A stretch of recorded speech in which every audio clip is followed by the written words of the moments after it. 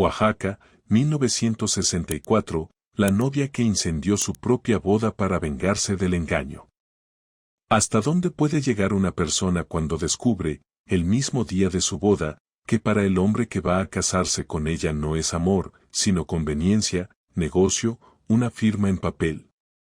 Porque hay traiciones que no solo rompen el corazón, te cambian la mirada, te cambian la sangre, te empujan a hacer cosas que jamás imaginaste. Quédate, porque en esta historia vas a ver cómo un pueblo entero celebraba una unión perfecta sin saber que en el pecho de la novia ya se estaba encendiendo un incendio, y también vas a llevarte algo muy concreto, señales, decisiones y consecuencias que enseñan por qué el engaño nunca se queda encerrado en una pareja, siempre termina salpicando a todos. La mañana del 14 de noviembre de 1964 amaneció con un calor inusual en San Bartolo Coyotepec, un pueblo a pocos kilómetros de la capital oaxaqueña, donde las calles de tierra guardaban el polvo de la noche y las bugambilias crecían como si quisieran cubrirlo todo con color para que nadie mirara lo que estaba debajo. El sol apenas asomaba entre las montañas de la Sierra Sur y aún así se sentía un bochorno raro, de esos que se pegan en la piel y te hacen respirar más corto. En una casa de adobe, de paredes gruesas que conservaban el fresco de la madrugada, Catalina Velasco abrió los ojos en la habitación que compartía con sus 3 hermanas menores. Por un segundo no recordó en qué día estaba, pero el nudo en el estómago se lo dijo antes que la memoria. Era el día de su boda con Rodrigo Montiel. Y aunque todo el pueblo lo esperaba como se esperan las fiestas grandes, con comida, música y chisme, dentro de ella había una sensación distinta, una especie de ardor subiéndole desde el pecho, como si algo se estuviera preparando para romperse. Rodrigo la había cortejado durante 2 años con una paciencia calculada, con promesas susurradas bajo los arcos del zócalo, con ramos de bugambilias dejados en el portón de su casa como si el color y la fragancia pudieran reemplazar la verdad. Catalina, a sus 23 años, era considerada una de las mujeres más hermosas del pueblo. Su cabello negro caía como cascada hasta la cintura, espeso y brillante, y sus ojos color miel tenían esa profundidad que obligaba a bajar la voz cuando alguien le hablaba de cerca, como si mirar de más fuera una falta de respeto. Pero más que su belleza, era su temple lo que la distinguía. Hija de un alfarero reconocido en toda la región, Catalina había aprendido desde niña el oficio del barro negro. Había visto a su padre convertir un puñado de tierra húmeda en una vasija que parecía espejo, negra y brillante, y entendió desde temprano que crear algo bello no era cuestión de suerte, era paciencia, fuerza y fuego. Tenía carácter firme, lengua afilada cuando era necesario, y una risa que llenaba las habitaciones como música de marimba, de esas risas que te hacen pensar que la vida, aunque sea dura, todavía se puede aguantar. Si te gustan las historias largas que se quedan contigo, suscríbete ahora y quédate hasta el final. Y si al terminar sientes que esta historia te hizo pensar en alguien, compártela, porque a veces una historia llega como aviso, no como entretenimiento. Rodrigo Montiel era hijo de don Esteban Montiel, dueño de la hacienda más próspera de la región, donde se cultivaba maíz y frijol, y se criaba ganado que alimentaba a medio Oaxaca. Con 28 años, Rodrigo representaba todo lo que una familia humilde como la de Catalina podía aspirar en aquellos tiempos: seguridad económica, un apellido respetado, la promesa de una vida sin las carencias que ella había conocido desde pequeña. No era solo un matrimonio, era un ascenso. El padre de Catalina, don Heriberto Velasco, había visto en ese compromiso la oportunidad de elevar el estatus de toda la familia, de abrir puertas que siempre habían estado cerradas por la simple razón de no tener el apellido correcto. Su madre, doña Socorro, llevaba semanas enteras bordando el vestido de novia con hilos de seda traídos desde Puebla, cuidando cada puntada como si fuera una oración. En el pueblo, esas cosas se hacían con solemnidad. El vestido no era solo ropa, era promesa, era respeto, era así debe ser. La ceremonia estaba programada para las 5 de la tarde en la parroquia de San Bartolo Apóstol, seguida de una fiesta en el patio de la hacienda Montiel. Habían sacrificado 3 cerdos y 2 reses. Las mujeres llevaban días preparando mole negro en ollas enormes sobre fogón de leña, tamales de frijol envueltos con manos rápidas y pacientes, chocolate de agua batido hasta levantar espuma, y mezcal artesanal que don Esteban guardaba en barricas como si fuera tesoro. Se esperaban más de 300 invitados. En San Bartolo, una boda así era un acontecimiento que se contaba por años. ¿Quién fue? ¿Quién no fue? ¿Quién se puso qué? ¿Quién miró a quién? ¿Quién bailó demasiado cerca? Catalina se levantó con un nudo en el estómago que intentó ignorar. Se dijo a sí misma que era lo normal, nervios de novia, cansancio, emoción. Pero cuando se sentó frente al pequeño espejo colgado en la pared y se observó detenidamente, la pregunta apareció sin pedir permiso, flotando como polvo en rayo de luz, ¿era feliz? Rodrigo era atento cuando quería. Tenía el encanto de los hombres que saben hablar bonito en público y callarse a tiempo en privado. Le había regalado un collar de oro para el compromiso. Había hablado con su padre como un hombre de honor y prometía construirle una casa nueva dentro de los terrenos de la hacienda. Todo sonaba bien. Todo era lo que se esperaba. Pero había algo en su mirada, especialmente en los últimos meses, que Catalina no lograba descifrar, una distancia, un velo, como si ella fuera un plan y no una persona. Varias veces lo sorprendió mirándola con una expresión que no era de amor, sino de evaluación, como la mirada que uno le da a una pieza de ganado antes de comprarla, o a una parcela antes de cercarla. Y esa sensación, por más que Catalina se esforzaba en empujarla al fondo, volvía a subir como humo. Catalina, deja de soñar, despierta. La voz de su hermana Lucía la sacó de los pensamientos. Doña Remedios ya llegó para peinarte. Dice que tienes el cabello más hermoso que ha visto en años. Doña Remedios era la peinadora del pueblo, una mujer de casi 70 años con manos firmes como raíces de mezquite. Había peinado a 3 generaciones de novias y presumía de nunca haber repetido el mismo estilo. Cuando entró a la habitación, cargaba un morral de tela lleno de peines, listones y flores de azahar frescas que perfumaron el cuarto de inmediato. Mi niña hermosa, dijo, santiguándose como si el día fuera sagrado. Hoy te vas a ver como una aparición.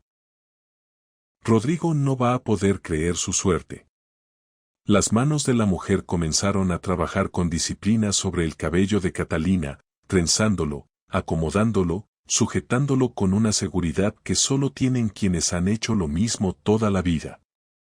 Catalina cerró los ojos un instante y quiso creer, de verdad quiso creer, que todo saldría bien. Pero en su mente apareció el recuerdo de Rodrigo bajo la sombra de los laureles en la plaza, sonriéndole con promesas.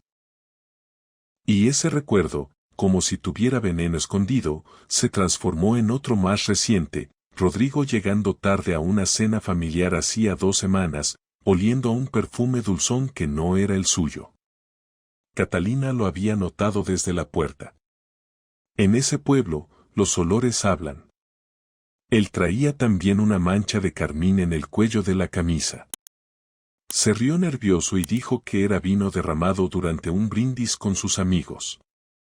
Catalina no lo enfrentó. No porque no pudiera, sino porque una parte de ella, todavía esperanzada, prefería la explicación fácil, estoy exagerando, estoy nerviosa, hoy no es día para pleitos. Esa parte de ella todavía no sabía lo que iba a pasar. Las horas transcurrieron en un torbellino de actividad. La casa de los Velasco se llenó de vecinas que llegaban a ayudar, a admirar el vestido, a probar el mole que se cocinaba desde temprano. El humo del fogón se mezclaba con el olor a masa, a chocolate, a flores. El padre de Catalina, habitualmente serio y concentrado en su taller, ese día caminaba por la casa con el pecho inflado, saludando a cada visitante con orgullo. Su hija se casaba con un Montiel. Era un logro que borraría años de manos agrietadas por el barro y jornadas largas. Doña Socorro daba instrucciones con voz cansada, pero feliz. Las hermanas menores corrían de un lado a otro, cargando listones, acercando agua, riéndose con ese nervio alegre que tienen los niños cuando sienten que algo grande está pasando. Catalina participaba en todo como si estuviera dentro de una corriente, sonreía, agradecía, asentía. Y al mismo tiempo, por dentro, una inquietud seguía haciendo presión. A las 2 de la tarde, cuando el sol pegaba con más fuerza y el aire olía a tierra caliente y copal quemado en alguna casa cercana, llegó una visita inesperada. Nadie la vio entrar. Fue como si hubiera salido de una sombra. Era una mujer joven, no más de 20 años, con el rostro cubierto por un rebozo negro. Se acercó directamente a Lucía, que barría el patio, y le entregó un sobre de papel manila. «Esto es para Catalina», dijo con voz ronca, apretada, como si tuviera arena en la garganta. «Dile que lo abra antes de ir a la iglesia. Si le importa la verdad, que lo abra ahora». Lucía quiso preguntar quién era, por qué traía eso, qué significaba, pero la mujer ya había desaparecido entre los callejones de adobe y las bugambilias que crecían salvajes en cada esquina.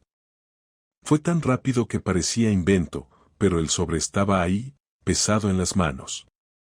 Lucía sintió un escalofrío.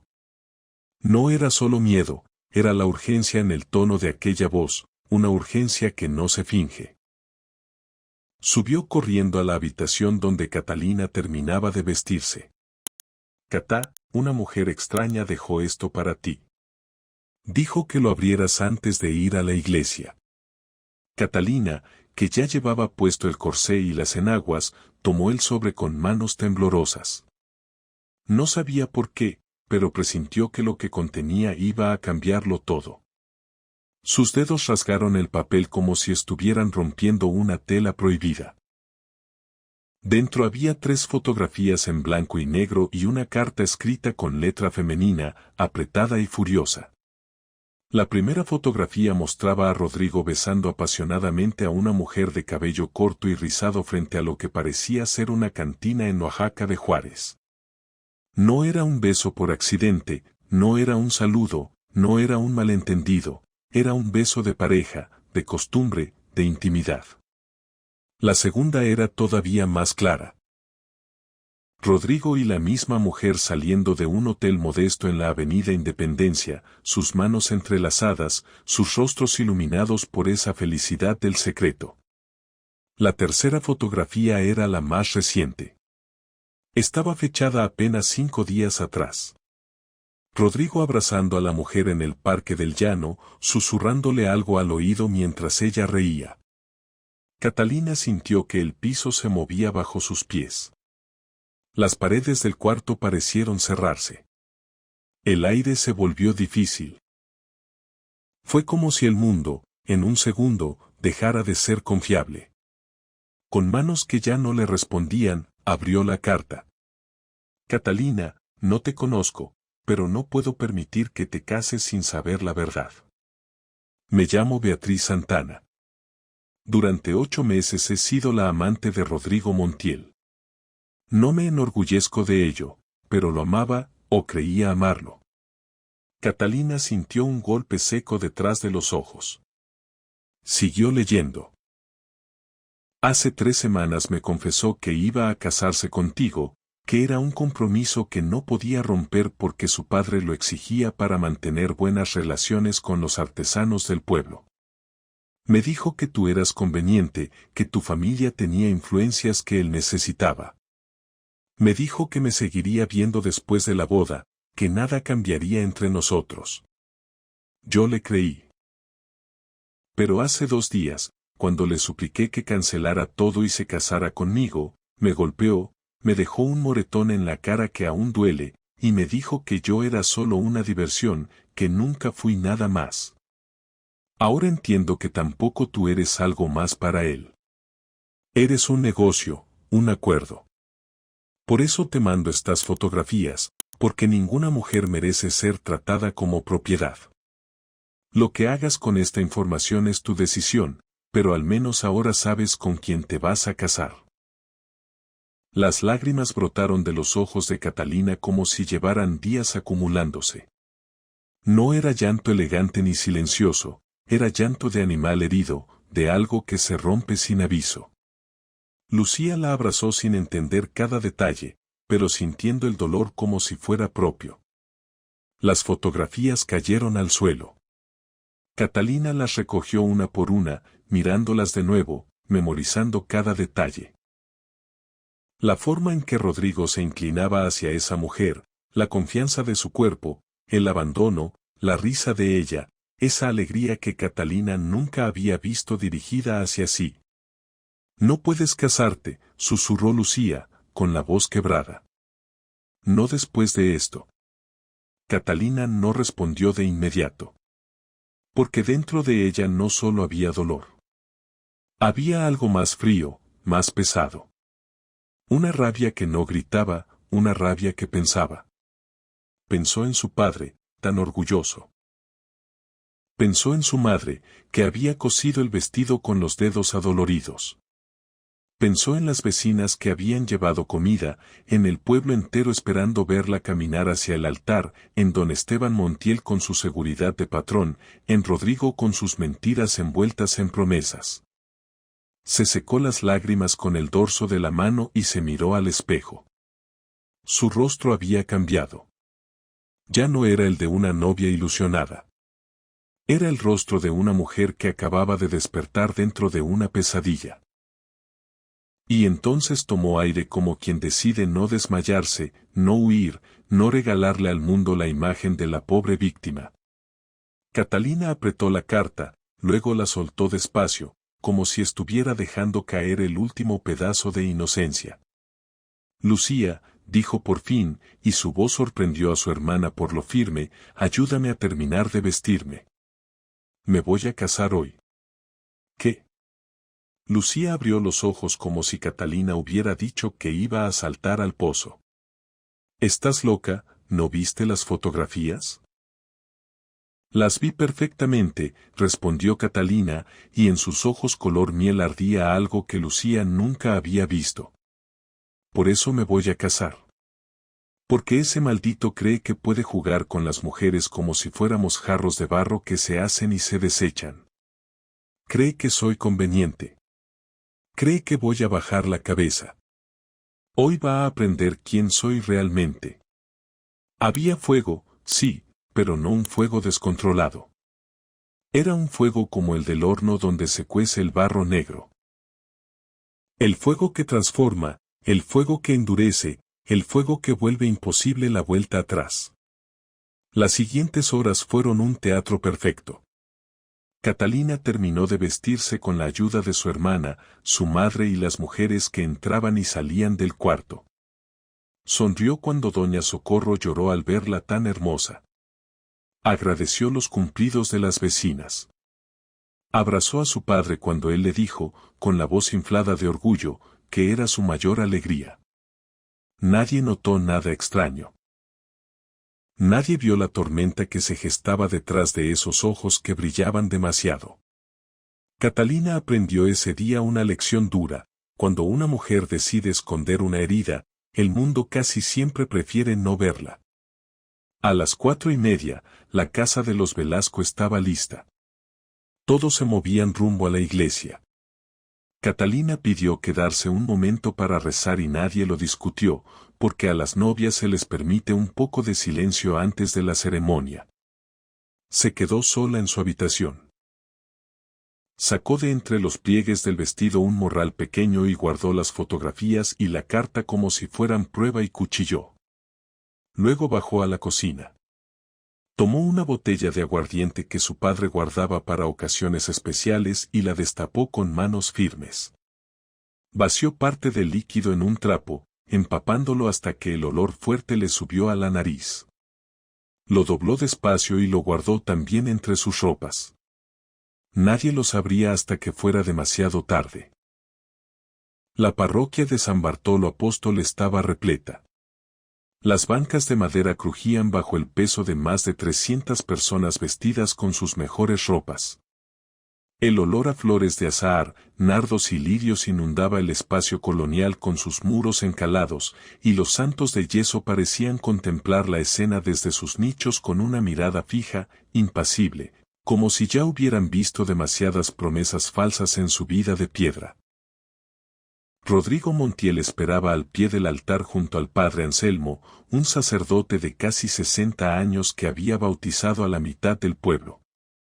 Rodrigo lucía un traje oscuro de 3 piezas, el cabello engominado brillándole bajo la luz de las velas. Sonreía con esa seguridad de quien cree que el mundo le pertenece. La seguridad de quien nunca se ha imaginado perdiendo. Y mientras él sonreía, Catalina se acercaba.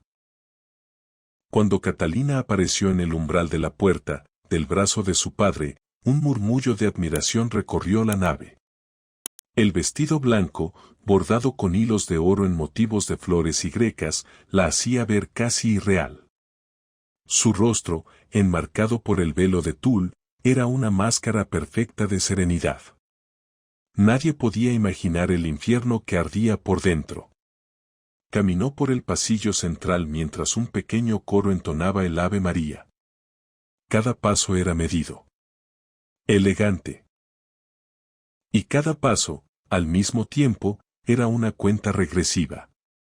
Rodrigo la observaba con una sonrisa satisfecha, como quien mira llegar algo que ya considera suyo. Cuando Catalina llegó al altar y su padre puso su mano en la de Rodrigo, Catalina sintió asco, pero no lo mostró. El padre Anselmo habló del sacramento del matrimonio, del amor, la fidelidad y el respeto mutuo. Catalina escuchaba cada palabra como si fueran cuchillos que se clavan sin sangre. Porque en un pueblo como ese, la palabra fidelidad se usaba como adorno, y el respeto se le exigía más a la mujer que al hombre. Llegó el momento de los votos. Rodrigo habló con voz clara, firme, entrenada para sonar honorable. Yo, Rodrigo Esteban Montiel Ríos, te acepto a ti, Catalina María Velasco Ortiz, como mi legítima esposa, y prometo serte fiel en lo próspero y en lo adverso, en la salud y en la enfermedad, y amarte todos los días de mi vida.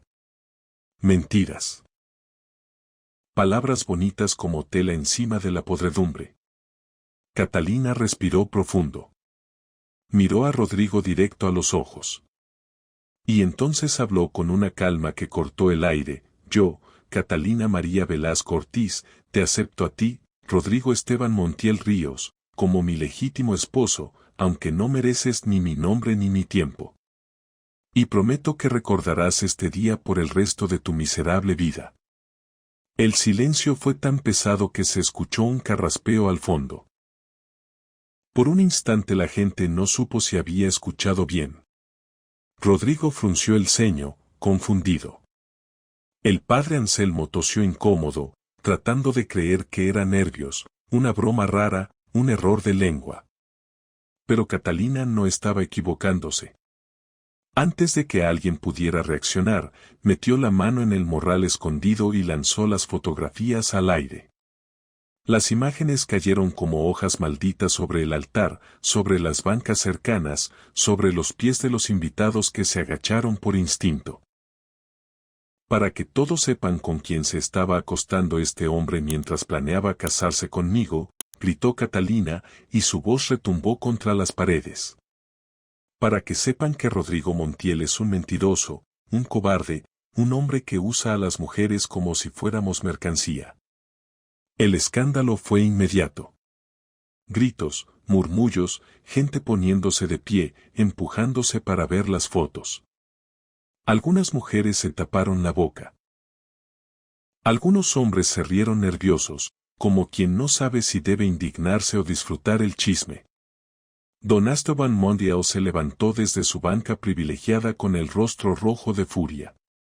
Doña Socorro, la madre de Catalina, soltó un gemido como si la hubieran golpeado. Don Heriberto, el padre, se quedó rígido, con los ojos lavados en su hija, sin entender en qué momento el mundo se le volteó. Rodrigo intentó agarrar a Catalina del brazo, apretándola con fuerza, pero ella lo esquivó con una agilidad sorprendente. Catalina dio un paso hacia atrás, como si el altar ya no le perteneciera a Dios sino a la verdad, y miró alrededor con una firmeza que cayó incluso a los más escandalosos. Y Catalina no había terminado. Mientras el caos crecía, caminó hacia uno de los candelabros que iluminaban el altar y tomó una vela encendida. La miró como si fuera un arma sagrada. Este matrimonio está maldito, dijo con voz extrañamente tranquila, y yo me encargo de que arda como arde la mentira. Sacó el trapo empapado en aguardiente, ese que había escondido entre sus ropas, y lo acercó a la llama. El fuego prendió de inmediato, rápido, hambriento. Por un segundo hubo un silencio corto, como si el pueblo entero contuviera el aire. Luego, con un grito que parecía venir desde lo más profundo de su alma, Catalina lanzó el trapo en llamas contra las cortinas que decoraban el altar. El fuego se extendió con una velocidad aterradora. Las telas secas, acumuladas durante años, ardieron como yesca. Las flores se chamuscaron en segundos. El humo comenzó a llenar la nave, primero suave, luego denso, y el olor a tela quemada mezclado con el perfume de las flores se volvió insoportable. El pánico estalló. La gente corrió hacia las salidas, empujándose, gritando, tropezando con bancas y vestidos. Algunos hombres intentaron poner orden, pero el miedo no obedece. El padre Anselmo trató de apagar las llamas con su sotana, golpeando el fuego como si fuera un animal, pero era inútil. Las llamas ya trepaban por las paredes, lamían los santos de yeso, buscaban la madera, la encontraban, la devoraban. Catalina se quedó un momento de pie en medio del caos, observando cómo su boda se convertía en cenizas. Rodrigo intentó acercarse, pero el humo lo hizo retroceder tosiendo. Don Esteban gritaba órdenes que nadie escuchaba. Y las campanas comenzaron a repicar solas, movidas por el calor, por el temblor, por manos que querían salvar lo que se pudiera, como si el propio pueblo estuviera anunciando que algo había muerto ahí dentro. Cuando Catalina finalmente salió de la iglesia, con el vestido manchado de humo, el velo pegándosele al rostro y los ojos brillándole con la luz de las llamas, encontró al pueblo entero reunido afuera. Muchos lloraban. Otros se persignaban. Otros solo miraban, incrédulos, viendo cómo la parroquia que había sido testigo de cientos de bodas ardía como una antorcha enorme contra el cielo de noviembre. La fiesta en la hacienda Montiel nunca sucedió. Los bomberos tardaron horas en controlar el incendio. La parroquia quedó reducida a ruinas humeantes y, esa misma noche, Catalina Velasco desapareció sin dejar rastro. En San Bartolo, desde ese día, la gente empezó a hablar de ella como la novia que incendió su propia boda para vengarse del engaño. Su nombre se volvió leyenda, su historia se volvió advertencia, y su fuego se volvió símbolo de todas las mujeres que se negaron a ser silenciadas. Los días siguientes fueron un remolino de acusaciones, investigaciones y rumores que corrieron por todo Oaxaca como pólvora encendida. La noticia del incendio llegó hasta los periódicos de la capital. Novia incendia iglesia en arranque de locura, titulaban algunos. Tragedia en boda oaxaqueña deja templo destruido, decían otros. Pero casi ninguno contaba la verdad completa. Porque la verdad completa incomodaba. La verdad hablaba de Rodrigo Montiel y sus mentiras, de Beatriz Santana y su carta, de un sistema donde las mujeres eran moneda de cambio, trofeo de alianzas familiares, piezas de un trato que se negociaba entre hombres. Don Heriberto Velasco quedó devastado. Su taller de alfarería, que había sido orgullo de generaciones, se vació de clientes. La vergüenza, en un pueblo así, pesa como piedra. Doña Socorro se enfermó de los nervios y pasó semanas en cama, murmurando oraciones, preguntándose qué señales no vio. Las hermanas de Catalina fueron señaladas en la calle, escuchando susurros a sus espaldas. Son las hermanas de la loca que quemó la iglesia, decían las lenguas viperinas con esa crueldad tranquila que suele tener la gente cuando cree que el dolor ajeno es entretenimiento. Rodrigo Montiel intentó limpiar su nombre. Alegó que Catalina estaba perturbada, que las fotografías eran falsificaciones, que él era víctima. Pero las imágenes habían circulado demasiado. Demasiadas manos las habían tocado. Demasiados ojos las habían visto. Y cuando Beatriz Santana, desde algún rincón de Oaxaca de Juárez, envió una carta al periódico local confirmando la relación y narrando detalles del romance, la reputación del hijo de los Montiel quedó por los suelos. Don Esteban Montiel, acostumbrado a controlar su feudo, se encontró impotente ante el escándalo. Los sacerdotes de la región comenzaron a mirarlo con distancia. El obispo ordenó una investigación y exigió que la familia Montiel pagara por la reconstrucción de la parroquia. El costo fue enorme. Y además, como si el incendio hubiera abierto una grieta en la autoridad del patrón, varios trabajadores de la hacienda, envalentonados por los eventos, comenzaron a exigir mejores salarios y condiciones. Don Esteban sintió, por primera vez, lo que es perder el control de la narrativa. El orgullo se le resquebrajaba como adobe viejo bajo lluvia. Pero nadie sabía dónde estaba Catalina. La noche del incendio, mientras el pueblo ardía en chisme y miedo, Catalina caminó entre el humo y el caos hasta la casa de su madrina, Clemencia Ruiz, una viuda que vivía en las afueras del pueblo y que había sido como una segunda madre para ella. Clemencia no hizo preguntas. Eso también es amor, ver a alguien roto y no pedirle que se explique antes de darle cobijo. Le dio ropa limpia, dinero ahorrado bajo un colchón y la dirección de una prima suya que vivía en Puerto Escondido. Vete lejos, mi niña, le dijo mientras le trenzaba el cabello para que pudiera viajar sin llamar la atención. Vete donde nadie te conozca. Esto va a arder por mucho tiempo y tú ya has ardido suficiente. Catalina la abrazó con fuerza. No lloró. Ya no le quedaban lágrimas, solo le quedaba esa determinación dura que nació cuando vio las fotografías en el suelo. Antes del amanecer subió a un camión de carga que transportaba café hacia la costa. Se escondió entre sacos, apretando su morral como si fuera lo único real que le quedaba. El viaje duró casi 2 días. Carreteras precarias, curvas peligrosas bajando de las montañas, paradas en pueblos donde el polvo se pega en la lengua. Catalina apenas comió, apenas durmió. Solo observó el paisaje cambiar, de verdes montañosos a selvas húmedas, de casas de adobe a palmas costeñas, de frío de altura a calor salado. Cuando finalmente llegó a Puerto Escondido, el olor a mar y pescado la golpeó como una bofetada de vida nueva. Allí todo era distinto, el ruido del agua, la gente con piel quemada por sol, la arena metiéndose en sandalias, el tiempo medido por marea y no por campanas. Martina, la prima de Clemencia, era una mujer de 50 años, morena como tierra mojada, con manos fuertes de lavar ropa ajena y un corazón generoso. Vivía en una casita de madera y palmas cerca de la playa, subsistiendo con lo que ganaba lavando y planchando para familias acomodadas que venían a veranear. Cuando Catalina apareció en su puerta demacrada, con ojos de animal herido, Martina no hizo preguntas. Solo abrió los brazos y dejó que la muchacha llorara por primera vez desde el incendio. Aquí nadie te va a buscar, le aseguró mientras le preparaba té de hierbas. Y si alguien pregunta, dices que eres mi sobrina de Juchitán que vino a ayudarme nada más. Catalina pasó las primeras semanas como en aturdimiento.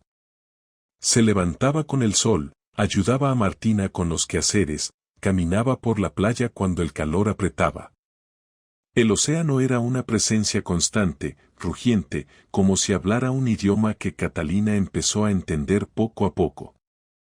Las olas le enseñaban que todo lo que se destruye puede regresar transformado. La espuma le mostraba que lo furioso también puede volverse delicado. De noche, Catalina se acostaba escuchando el mar y, aunque el cuerpo descansaba, la mente seguía. Volvía la imagen de Rodrigo con esa sonrisa segura.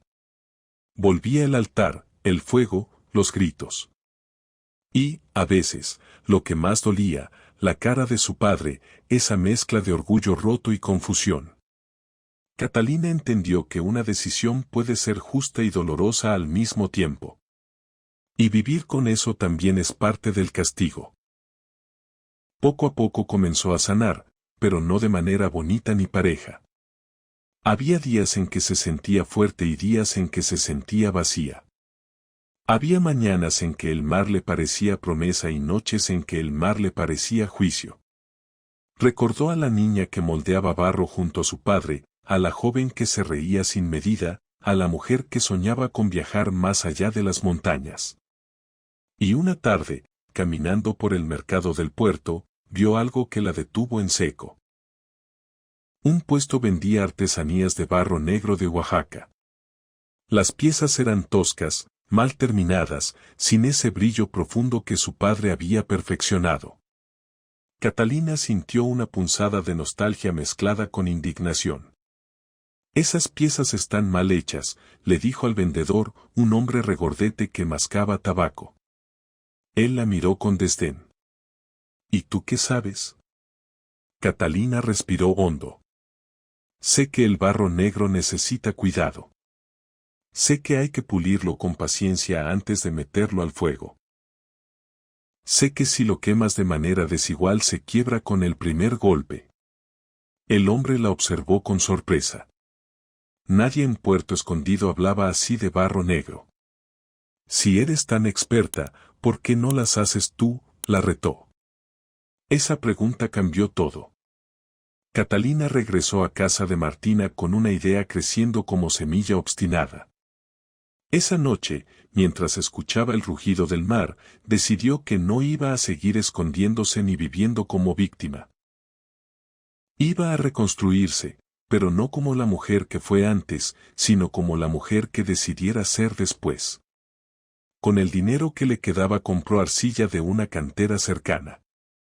Convenció a un pescador viejo para que le prestara espacio en su rancho y construir un horno pequeño, sencillo, de los que se levantan con ladrillo, barro y paciencia.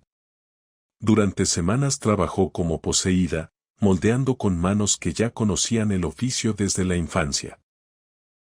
Sus primeras piezas fueron imperfectas, pero cada una era mejor que la anterior.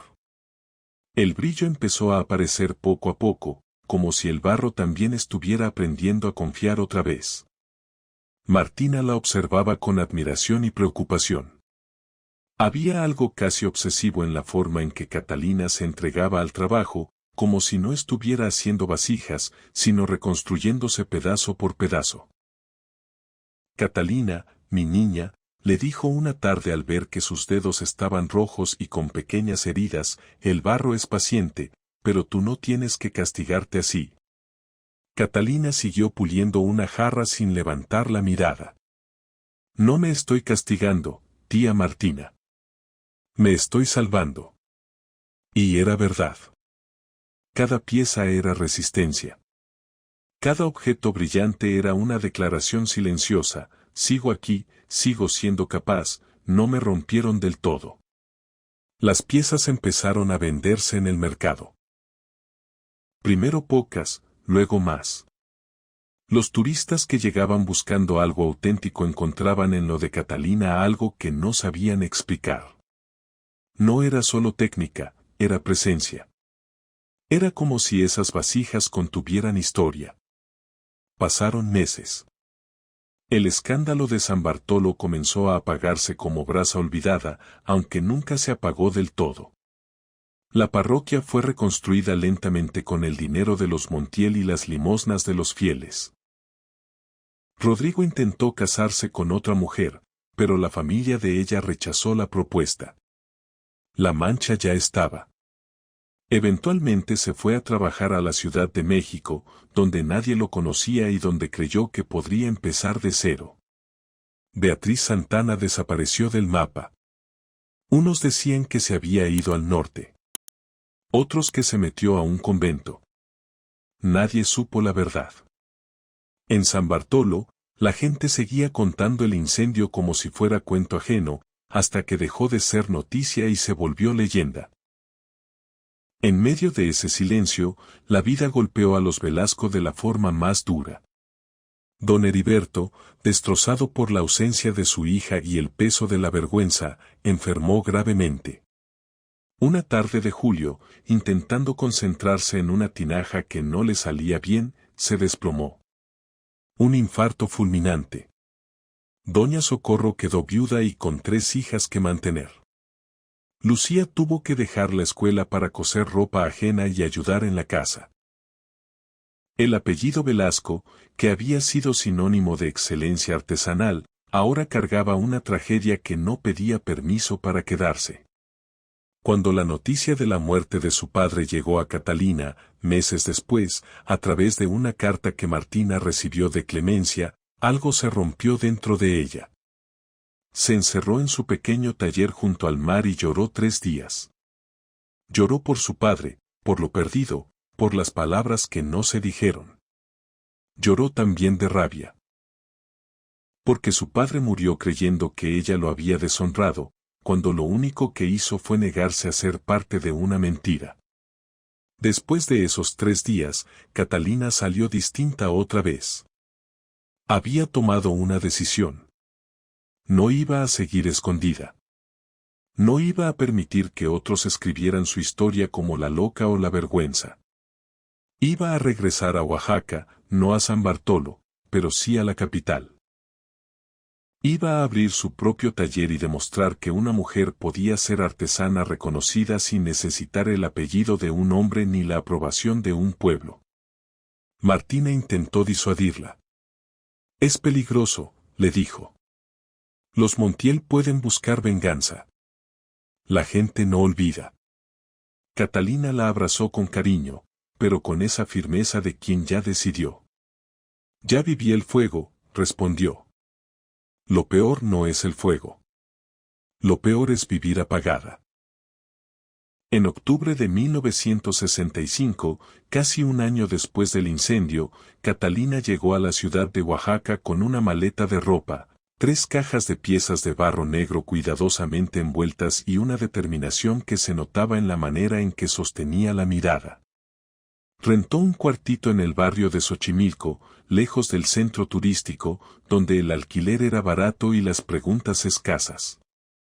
Allí montó un taller rudimentario.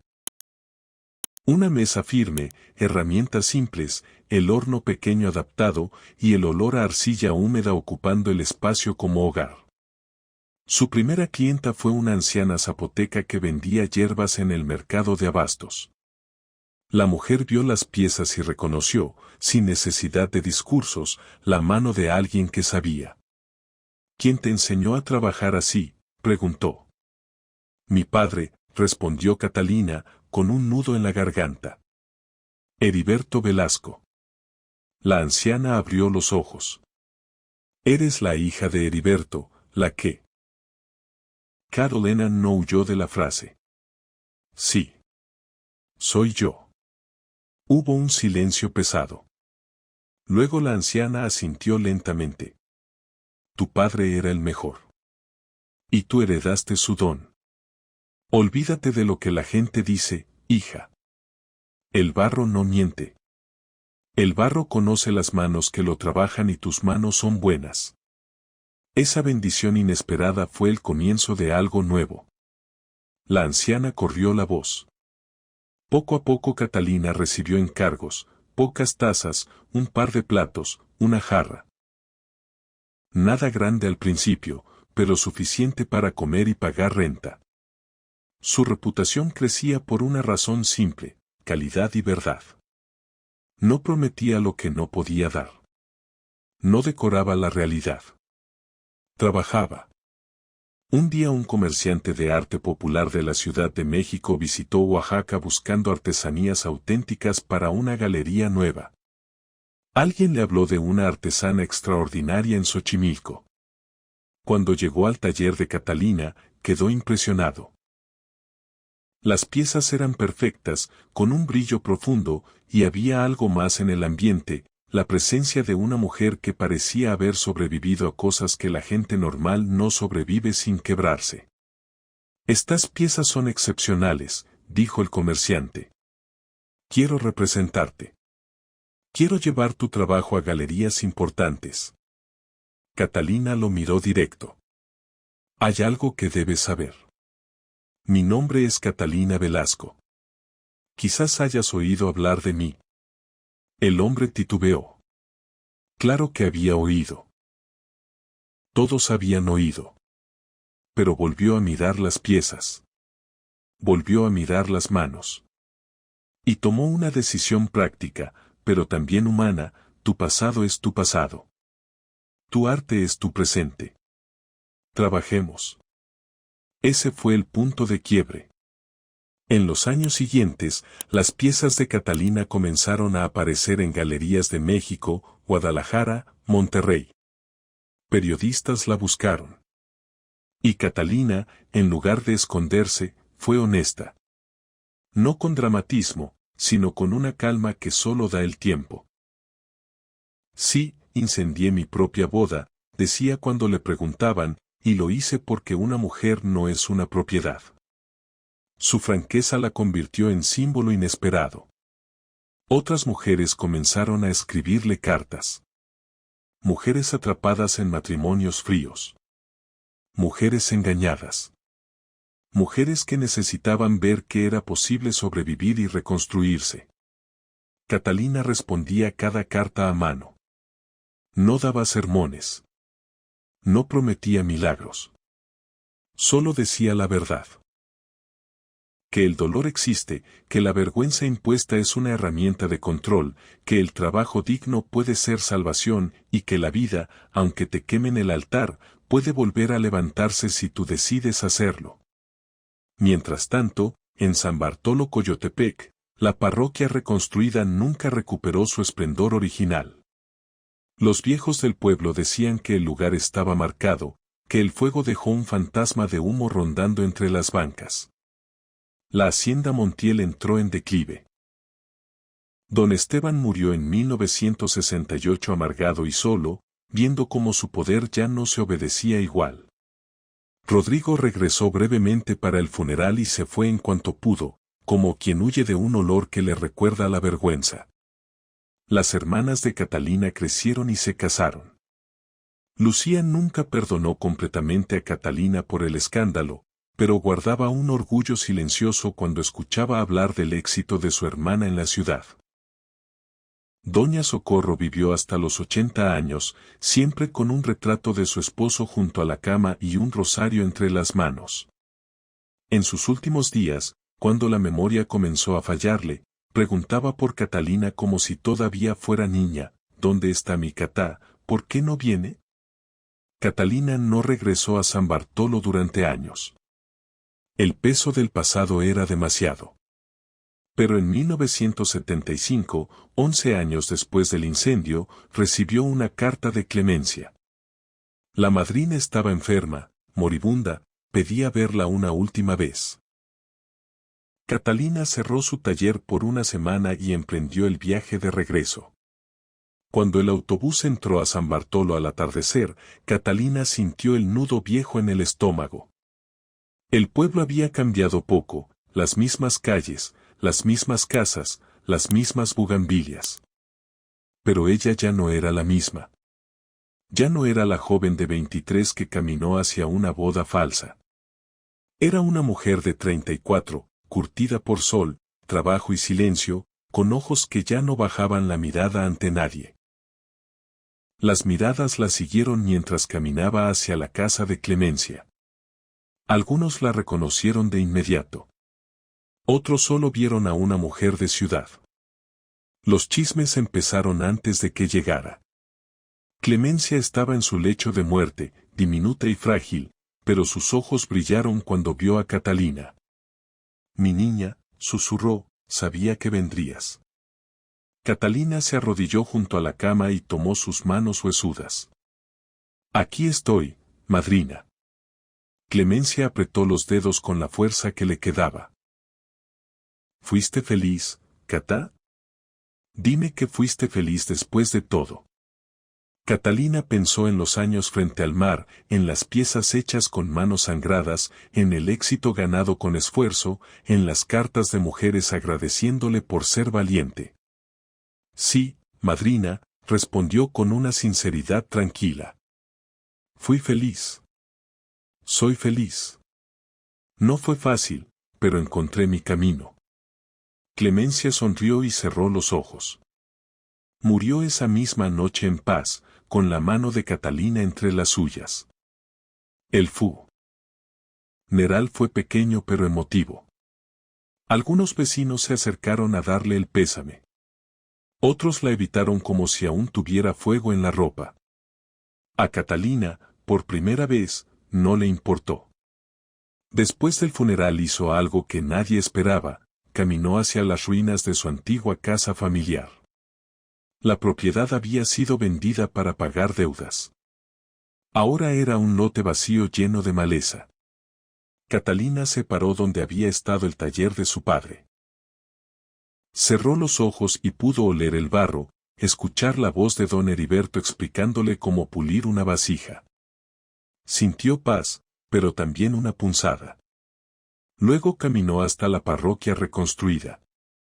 Entró al atrio y observó los muros nuevos, las bancas intentando imitar las antiguas.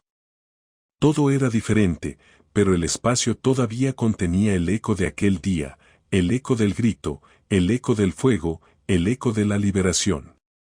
El sacerdote que ahora atendía la parroquia salió al escuchar pasos. Era joven. No había estado presente durante el incendio. ¿Puedo ayudarla, señora? Catalina lo miró con calma. Solo estaba recordando, dijo. Hace muchos años algo terrible y necesario sucedió aquí. El sacerdote frunció el ceño. ¿Es usted? Catalina sonrió apenas. Sí. Soy yo. El hombre tragó saliva, con mezcla de temor y curiosidad. ¿Alguna vez se arrepintió? Esa pregunta se la habían hecho muchas veces, pero ahí, parada en el lugar donde todo comenzó, Catalina decidió dar su respuesta definitiva. Me arrepiento del dolor que causé a mi familia. Me arrepiento de que mi padre muriera con el corazón roto. Me arrepiento de no haber encontrado otra forma de gritar la verdad. Hizo una pausa, sintiendo el aire del templo. Pero no me arrepiento de haber dicho no a una farsa. El fuego destruyó una iglesia, pero me salvó a mí. Y creo que eso importa. Esa noche durmió en una pequeña posada del pueblo y por primera vez en 11 años soñó con Rodrigo. Pero no fue pesadilla. Soñó que caminaba por un camino de cenizas y, al voltear, Rodrigo estaba atrapado en el pasado, inmóvil, mientras ella seguía adelante dejando huellas doradas. Al día siguiente regresó a la ciudad de Oaxaca, a su taller, a su vida. Pero algo había cambiado, había cerrado un círculo. Había vuelto al lugar del trauma y había salido entera. Ya no era la víctima de una historia contada por otros. Era la autora de su propia narrativa. Los años pasaron. La fama de Catalina creció hasta traspasar fronteras. Sus piezas se exhibieron en museos de arte popular en Estados Unidos y Europa. Dio clases a jóvenes artesanos, especialmente mujeres, enseñándoles técnica, sí, pero también algo más importante, autonomía. Les decía, con voz seria, que nadie tiene derecho a convertir tu vida en acuerdo sin tu consentimiento. En 1982, a los 41 años, Catalina conoció a Emilio, profesor de Historia del Arte que llegó a Oaxaca para investigar técnicas tradicionales de alfarería. Él conocía su historia, como todos, pero la miraba sin juicio, con respeto por la mujer que sobrevivió al fuego. Se casaron en una ceremonia privada junto al mar en Puerto Escondido, con Martina como testigo principal. No hubo iglesia, hubo arena, olas y copal, palabras antiguas, y un silencio bonito, de esos que no dan miedo. Esta vez no hubo mentiras ni conveniencias familiares. Solo dos personas completas que decidieron caminar juntas. Tuvieron dos hijos, una niña y un niño. Catalina les enseñó el oficio del barro, pero más que eso les enseñó a no aceptar menos de lo que merecían. Les enseñó que el fuego puede destruir, pero también purificar. Les enseñó que a veces hay que quemar mentiras para construir verdades. Catalina Velasco murió en 2003, a los 62 años, de un cáncer que enfrentó con la misma ferocidad con la que había enfrentado todo. Sus últimos días los pasó en su taller, moldeando arcilla con manos que ya no tenían la fuerza de antes, pero conservaban toda la sabiduría acumulada. Su funeral fue multitudinario, artesanos, artistas, mujeres que encontraron inspiración en su historia, todos llegaron. La enterraron en Puerto Escondido, mirando al mar que la acogió en sus peores momentos y la vio renacer. En San Bartolo Coyotepec, algunos ancianos todavía cuentan la historia de la novia que incendió su propia boda. La cuentan como advertencia, como leyenda, como misterio. Algunos la cuentan con miedo. Otros con respeto. Pero la historia completa de Catalina Velasco es más que venganza en llamas. Es la historia de una mujer que se negó a ser definida por expectativas ajenas, que transformó dolor en arte, que convirtió cenizas en camino. Y si hay una enseñanza que queda, es esta: el engaño no solo traiciona a una persona, traiciona una vida entera, y cuando alguien decide romper la mentira, el mundo se asusta, porque la verdad siempre quema un poco antes de iluminar. Si esta historia te dejó pensando, quédate con esa pregunta en el pecho. ¿Qué habría pasado si Catalina se quedaba callada y sonreía para cumplir? Y si quieres más relatos así, suscríbete, comparte este video con alguien que disfrute historias largas y humanas, y cuéntame en un comentario desde donde lo estás escuchando: México, Colombia, Argentina o cualquier rincón de Latinoamérica. Aquí seguimos, historia por historia, recordando que a veces lo correcto no es lo que el pueblo aplaude, sino lo que te devuelve la dignidad. Y sin embargo, la historia no se terminó el día que Catalina murió, ni se terminó cuando el pueblo dejó de hablar del incendio. Porque cuando una decisión así rompe el silencio de una comunidad entera, lo que queda no es solo ceniza, queda memoria. Quedan versiones. Quedan personas que, años después, todavía sienten que esa llama les rozó la vida sin haber estado ahí. Y por eso vale la pena quedarnos un poco más, no para buscar morbo, sino para entender lo más difícil. El costo real de un engaño, la manera en que un secreto puede destruir una familia entera, y como una mujer, sin proponérselo, puede convertirse en espejo para otras. Tras la muerte de Catalina Velasco, en 2003, su taller no se cerró de golpe como se cierran los lugares cuando muere quien lo sostiene. Se quedó abierto un tiempo, como si el espacio mismo se negara a aceptar la ausencia. La gente seguía llegando por costumbre, por respeto, por necesidad. No llegaban solo a comprar una pieza. Llegaban a tocar algo que parecía tener vida propia, como si el barro negro guardara el calor de unas manos que ya no estaban. Sus alumnos, sobre todo las mujeres que había formado durante años, se organizaron sin que nadie se los pidiera. Limpiaron el lugar, acomodaron las mesas, protegieron las piezas que quedaban y, sobre todo, cuidaron la caja de madera donde Catalina guardaba lo que casi nadie vio. Cartas, recortes de periódicos viejos, notas escritas a mano con tinta ya gastada, y ese morral pequeño que la acompañó el día del incendio, el mismo donde había escondido las fotografías y la carta de Beatriz Santana. Esa caja no era un tesoro para presumir, era una herida guardada con disciplina. Catalina nunca hizo un altar de su tragedia, no era una mujer que viviera celebrando su propio dolor. Pero tampoco lo enterró. Lo dejó ahí, quieto, como se deja una brasa en el fondo de un fogón. No para quemarse, sino para recordar que el fuego existe y que hay que respetarlo. Y cuando sus hijos, ya adultos, revisaron las cosas, entendieron algo que no se aprende con discursos: su madre no se convirtió en símbolo por gusto.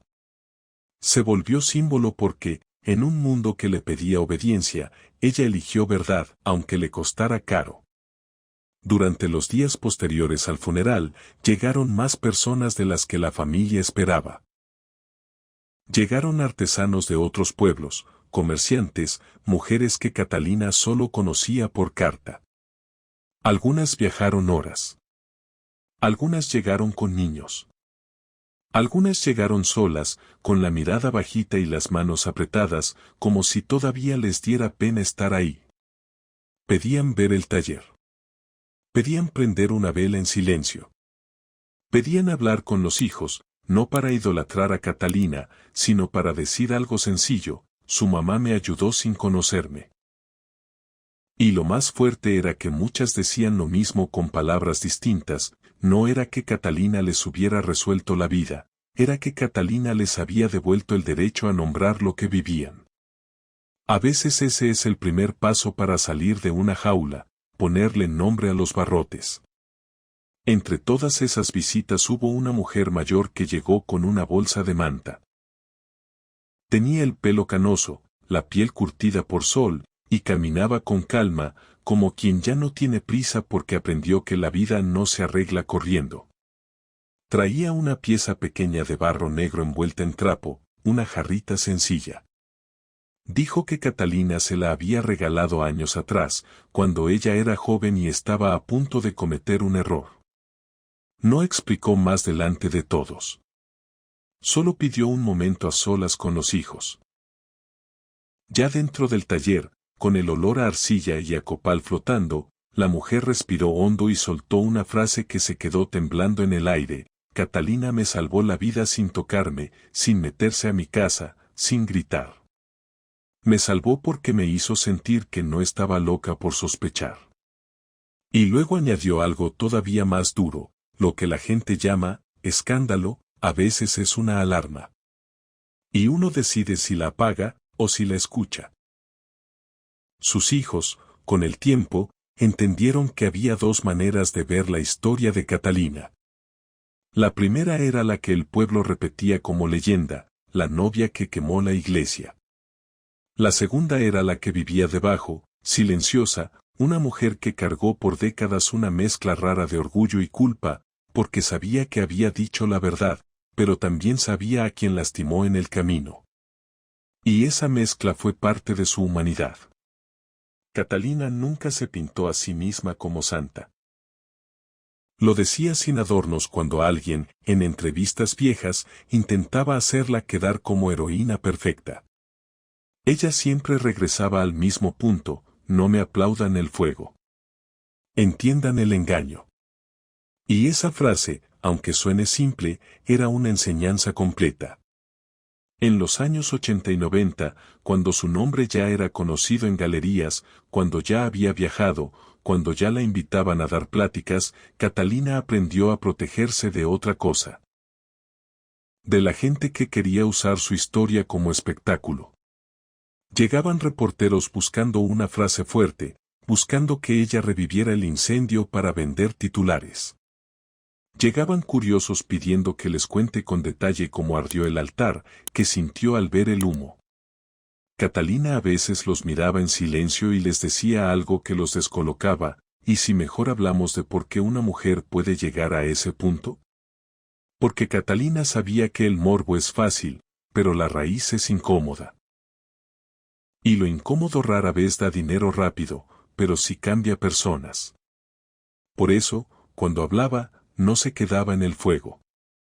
Hablaba de las señales, la mirada de evaluación de Rodrigo, el perfume ajeno, la mancha de carmín, el lenguaje de conveniencia, la manera en que la mentira se instala como huésped y luego quiere volverse dueño.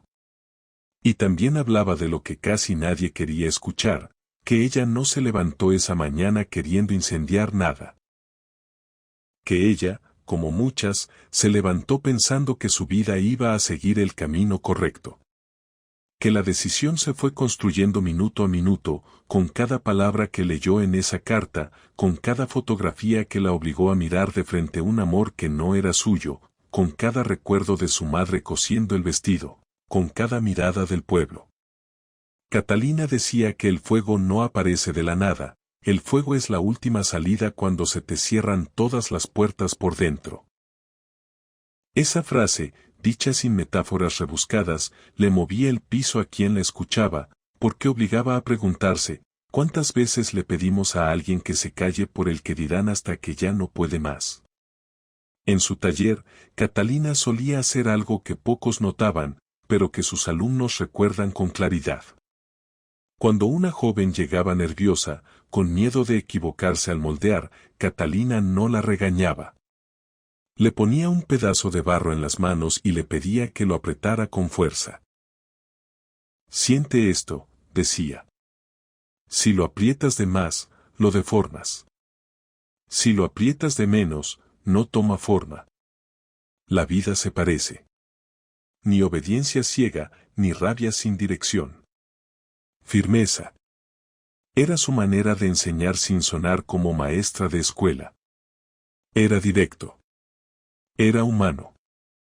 Si hasta aquí la historia te está dejando pensando, quédate un poco más. Porque viene la parte que demuestra que las mentiras no se mueren con el tiempo, solo cambian de cara. Rodrigo Montiel, por su parte, vivió muchos años creyendo que el exilio lo salvaría. Se fue a la Ciudad de México pensando que allá nadie lo señalaría, que allá su apellido sería solo un apellido más. Y por un tiempo funcionó, porque una ciudad grande te permite esconderte entre miles. Consiguió trabajo, se movió en círculos donde la gente preguntaba menos por el pasado y más por lo que podías ofrecer. Pero el problema de una mentira grande no es que alguien la cuente. Es que se te queda pegada por dentro. Rodrigo aprendió a sonreír, a comportarse como hombre correcto, a hablar de negocios. Pero cuando alguien mencionaba Oaxaca, cuando alguien nombraba San Bartolo por casualidad, algo se le tensaba en la mandíbula. No era arrepentimiento bonito. Era miedo a que el pasado lo alcanzara. La reputación, en una comunidad, funciona como marca en la piel. Rodrigo quiso creer que podía arrancársela cambiándose de lugar. Pero la vergüenza no es solo social, también es íntima. Hay hombres que se perdonan todos y nadie los atrapa.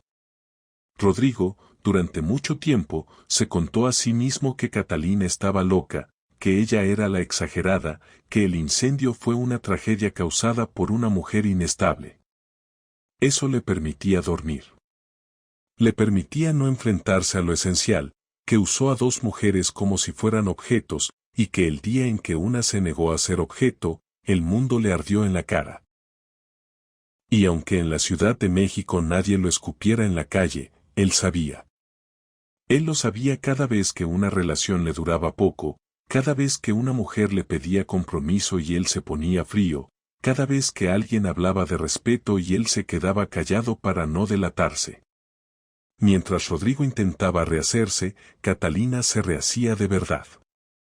Y esa diferencia es la que más duele a quien fue responsable. Porque no hay castigo más duro que ver a la persona a la que intentaste reducir. Levantarse sola, crecer, y convertirse en alguien que ya no te necesita para existir. Catalina no buscó venganza en el tiempo, su venganza fue su vida. Una vida construida con trabajo, con barro, con disciplina, con verdad. Y eso, aunque suene simple, es lo que destroza a alguien como Rodrigo, no el escándalo, sino la evidencia. En los años en que Catalina empezó a recibir cartas de otras mujeres, ella creó una rutina que muestra el tipo de persona que era. No respondía todas el mismo día. No lo hacía por obligación, sino por cuidado. Leía una, la dejaba reposar, como quien deja reposar una masa antes de cocinarla, y luego contestaba con calma. Sus respuestas no eran largas ni llenas de frases bonitas. Eran claras. A veces solo hacía 2 preguntas: ¿te sientes segura? ¿Tienes a dónde ir si un día decides irte? Porque Catalina entendía que la emoción, sin plan, termina en callejón. Y también entendía que no todas podían incendiar nada. No todas tenían madrina, ni prima, ni dinero bajo colchón. Por eso su consejo no era sé valiente como frase vacía. Su consejo era práctico: guarda un poco de dinero, busca una persona confiable, aprende un oficio, no te quedes sola si puedes evitarlo. Era una autoridad sin soberbia. Era una voz que se ganaba el respeto porque no prometía milagros. Y en esa misma época, cada vez que Catalina viajaba a dar clases o exhibiciones, llevaba consigo una pieza especial, una vasija alta con brillo profundo. No la vendía. Era su recordatorio. Los alumnos decían que cuando alguien le preguntaba por qué no la vendía, Catalina respondía algo que parecía simple, pero era una confesión: hay cosas que no se venden porque te sostienen. La vasija era su ancla. La prueba de que el fuego que destruye también puede coser y hacer durable lo que antes era frágil. Con Emilio, el profesor de Historia del Arte que conoció en 1982, Catalina vivió algo que para ella fue extraño al principio: tranquilidad sin sospecha. Al inicio le costaba creer. No porque Emilio le diera razones, sino porque el cuerpo recuerda. Cuando te traicionan de cierta manera, tu cuerpo aprende a esperar el golpe incluso cuando ya no está el agresor. Catalina, siendo tan fuerte, también era humana. Hubo noches en que se despertaba con el corazón acelerado, oliendo humo aunque no hubiera humo. Hubo días en que una noticia de una boda, un vestido blanco en la calle, le daba una punzada vieja. Emilio, sin grandes discursos, se quedaba ahí. Le ofrecía agua. Le tomaba la mano. Y ese gesto, repetido muchas veces, fue reconstruyendo en Catalina una confianza que no se compra ni se finge. Sus hijos crecieron con 2 realidades al mismo tiempo. Crecieron con una madre famosa, respetada, con gente llegando al taller. Y crecieron con una madre que no romantizaba el pasado. Catalina nunca les contó la historia como cuento para asustarlos. Se los dijo como verdad para prepararlos. Les habló de Rodrigo sin odio infantil, sin burlas, sin exageraciones. Les dijo: cuando alguien te ama, te mira como persona. Cuando alguien te usa, te mira como cosa. Y aunque esas frases suenan sencillas, eran su legado más grande, porque las cosas sencillas son las que de verdad se pueden aplicar. Años después, cuando Catalina empezó a enfermar, el taller se convirtió en otro tipo de espacio. Ya no era solo un lugar de trabajo, era un refugio. Catalina, incluso con el cuerpo cansado, se negaba a dejar de moldear. No por orgullo, sino porque el barro era su manera de respirar. Hay personas que oran. Catalina moldeaba. Era su forma de mantenerse entera. Sus alumnos la veían sentada, más lenta, con manos temblando un poco, y aún así puliendo con paciencia.